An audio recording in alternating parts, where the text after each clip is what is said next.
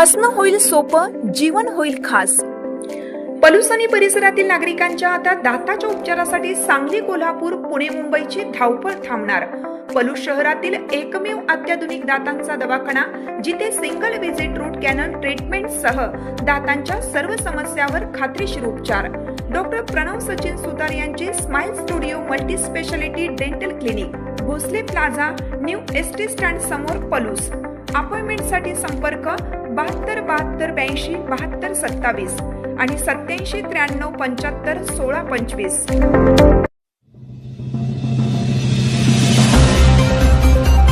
पलूस येथे लक्ष्मणराव किर्लोस्कर प्रशालेच्या स्नेह मेळाव्यात माजी विद्यार्थ्यांच्या आठवणींना मिळणार उजाळा। लक्ष्मणराव किर्लोस्कर विद्यामंदिर अँड ज्युनियर कॉलेज पलूस येथील माजी विद्यार्थ्यांचा भव्य स्नेह मेळावा सोमवार दिनांक 22 डिसेंबर 2025 रोजी आयोजित करण्यात आला आहे। प्रशालेच्या प्रांगणात सकाळी 7:30 ते दुपारी 3 वाजेपर्यंत हा स्नेह मेळावा पार पडणार असून मुख्याध्यापक अनिल सावंत यांनी सर्व माजी विद्यार्थ्यांनी मोठ्या संख्येने उपस्थित राहावे असे आवाहन केले आहे। प्रशालेच्या शासन निर्णयानुसार आयोजित करण्यात आलेल्या या स्नेह मेळाव्यात माजी विद्यार्थ्यांना त्यांच्या शालेय जीवनातील जुन्या आणि अविस्मरणीय आठवणींना उजाळा देण्याची, तसेच त्यांच्या मित्र मैत्रिणींना भेटण्याची आणि मैत्रीचे नाते पुन्हा उजळण्याची सुवर्ण संधी मिळणार आहे। या कार्यक्रमासाठी पूर्वतयारी म्हणून प्रशालेने माजी विद्यार्थी नोंदणी महाअभियान सुरू केले आहे। स्नेह मेळाव्यास उपस्थित राहू इच्छिणाऱ्या सर्व माजी विद्यार्थ्यांनी त्यांना पुरवण्यात आलेली लिंक भरून या महाअभियानात सहभागी व्हावे अशी नम्र विनंती मुख्याध्यापक अनिल सावंत यांनी शेवटी केली आहे। तरी सर्व माजी विद्यार्थ्यांनी बहुसंख्येने उपस्थित राहून या कार्यक्रमाची शोभा वाढवावी असे आवाहन प्रशालेच्या वतीने करण्यात आले आहे।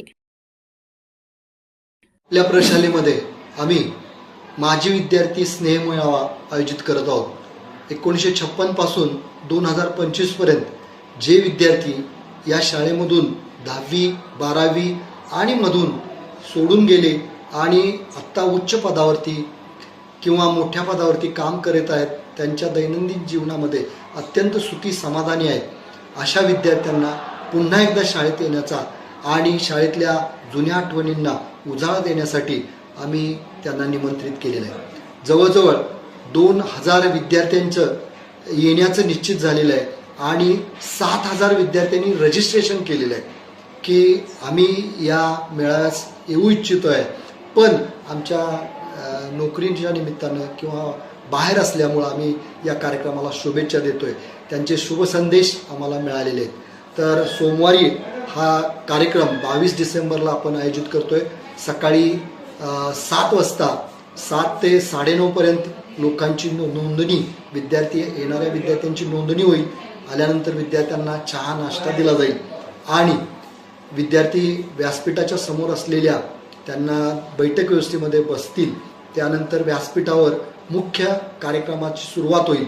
मुख्य पाहुणे म्हणजेच आमच्याच या शाळेचे माजी विद्यार्थी सर्जेराव खरात हे या माजी विद्यार्थ्यांना उद्बोधनपर मार्गदर्शन करणार आहेत, विनोदात्मक कथा सांगणार आहेत आणि निखळ विनोद करून लोकांचं मनोरंजन करण्याचं किंवा विद्यार्थ्यांचं मनोरंजन करण्याचं काम ते करणार आहेत, की जेणेकरून हे विद्यार्थी जुन्या आठवणींना उजाळा देतील अशी यामधली भावना आहे। त्याबरोबर आमची संगीत कला दालनाच्या मार्फत संगीताचा महोत्सव सुरू असणार आहे सायमल्टेनियसली। साधारणपणे पहाटेची गीतं, वेगवेगळी गाणी ह्याचा कार्यक्रम या विद्यार्थ्यांना घेता येईल।